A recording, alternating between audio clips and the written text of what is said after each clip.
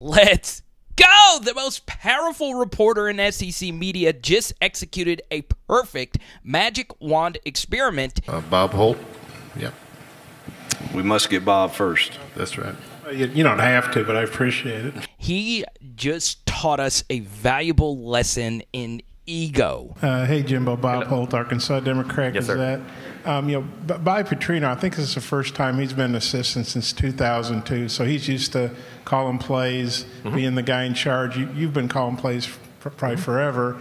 So what's the dynamic going to be like on game day? Does he have total freedom to call the plays, and kind of how will that work? And is it hard for you to give up, play calling? No, there's a lot of things, and you're still involved in what goes on. I'm not going to get into what we're doing, how we're doing it. Again, I'm not trying to avoid anything. I just don't want to create you create advantages or narratives out there for what goes on. But listen, Bobby was hired for a reason, and he's a tremendous coach and tremendous guy and a tremendous football mind, tremendous recruiter. He's done a great job recruiting since he's been there. Everything he does, and he'll call a lot of. Hopefully he'll call the games. We'll have suggestions on things we do, and whether it's offense, defense, every coach is always involved. It's a more collective thing than people want to give it room for. And then when you get to calling, you get on a roll, you got to have a guy that can do it. And I think Bobby can definitely do that. He does it as well as anybody in college football. So Bob's question to Jimbo has actually created one of the more viral moments from SEC Media Days. And this is actually the second time that Jimbo Fisher has not fully explicitly said that Bobby Petrino is actually going to call the plays. Now, of course, there have been other interviews that Jimbo did at Media Days where he said, well, he is going to call the plays, but not actually being perfectly clear on this process. And as many of you know, outside of 2020, the Aggies offense under Jimbo Fisher has been an abject disaster, finishing in the bottom 5 in the SEC in yards per play, despite having a plethora of talent to work with. But you're probably asking, what the heck is a magic wand, and how did Bob actually wave it? Well, it's because of this next question. You're bringing in an offensive coordinator. I assume he's going to call the plays. How tough a decision was that? What went into that? And if you're not calling the plays, how tough is that for you to give that up? Yeah, we have a sign in our team room that says embrace your role, put the team first. And at the end of the season, it was clear to me that we were ineffective on the offensive side of the ball. And it starts with being retrospective on what do you do as the leader of the team, as the leader of the offensive side of the ball, what are the issues? And I wasn't giving us the best advantage that we could have offensively to be successful. And so it was my estimation that I needed to embrace my role more as the head coach and do the things that needed to be done there and turn over the play calling to somebody else. I do not plan on calling plays. I plan on being involved on the offensive side of the ball just like I am on special teams and on the defensive side of the ball as the CEO of the organization. But hired Kirby Moore, who's got a similar offensive vision and philosophy of I do, a low ego, high output guy who's got a great understanding of the pass game and play action and is an absolute grinder, loves to watch tape, is a tremendous teacher, a low ego, high input kind of guy. And so look forward to working with him and the rest of the offensive staff. I think it comes back to what fits our personnel, what fits our quarterback, running back, offensive line. And then at the end of the day, it comes back to we got to take care of the ball, we got to be explosive, and we got to score more.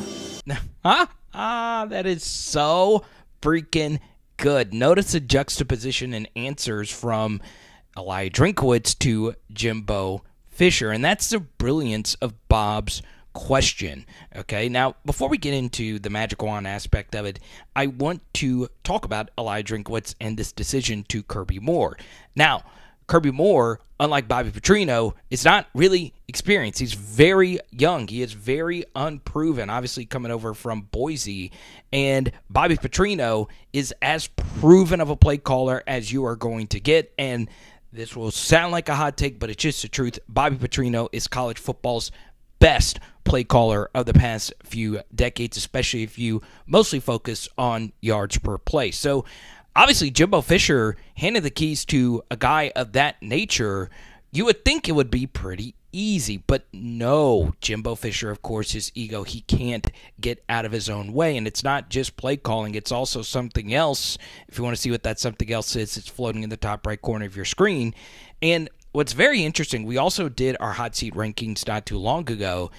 Jimbo made my top 3, but because of how much money he is owed, he's probably not on that hot of a seat, whereas Eli Drinkwitz has done what essentially every Missouri coach has done outside of Gary Pinkel, and his seat is indeed very warm, and he's handing arguably the most important thing you have to do on game day, which is call good offensive plays, to someone very, very young and unproven, and as you can see, he is at peace with the decision. So this was the perfect magic wand experiment. Now, I've learned about just experiments in general, listening to Revisionist History, Malcolm Gladwell, this past couple of months, and he talked about scientific experiments that you could run with absolute perfect settings and an unlimited budget. That is essentially what a magic wand experiment is. But in this case, the experiment was free of charge. All it cost was a press badge and an inquisitive reporter.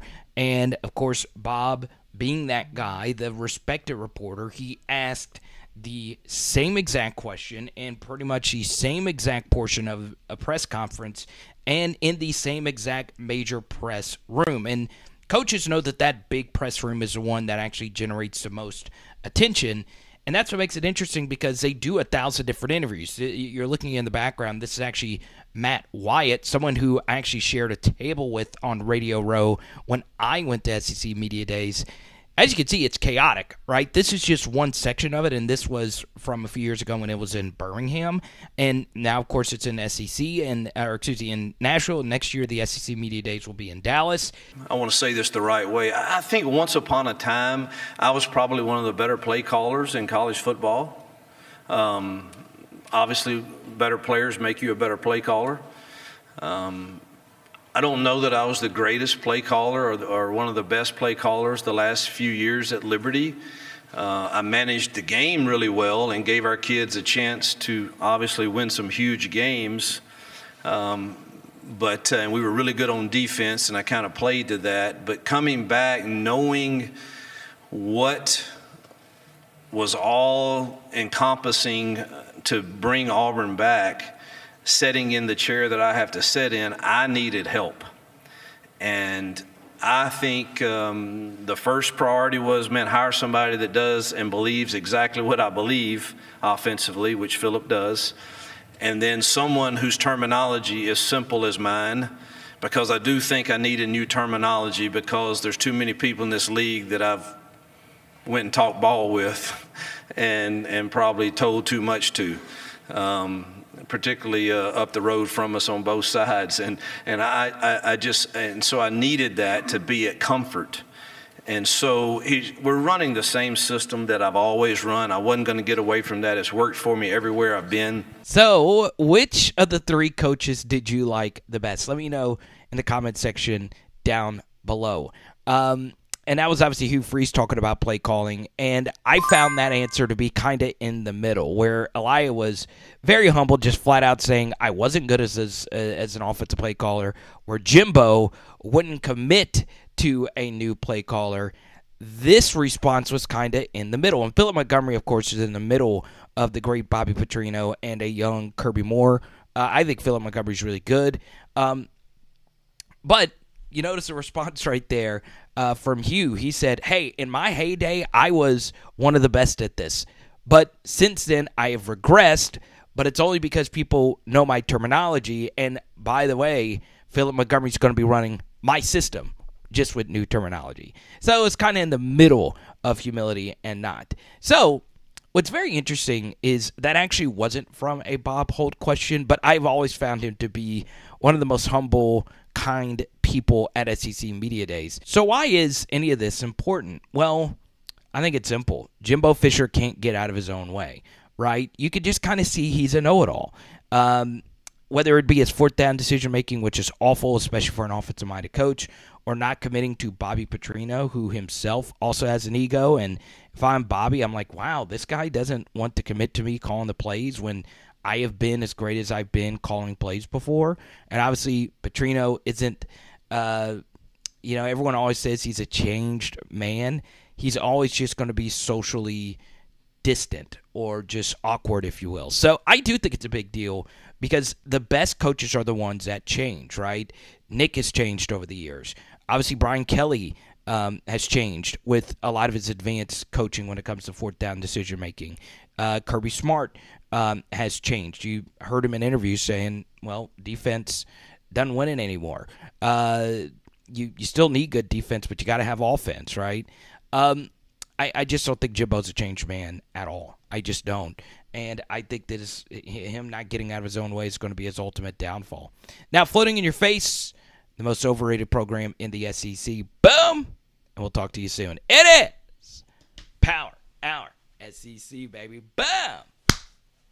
And tonight, we're doing lemon pepper chicken wings. Let's go!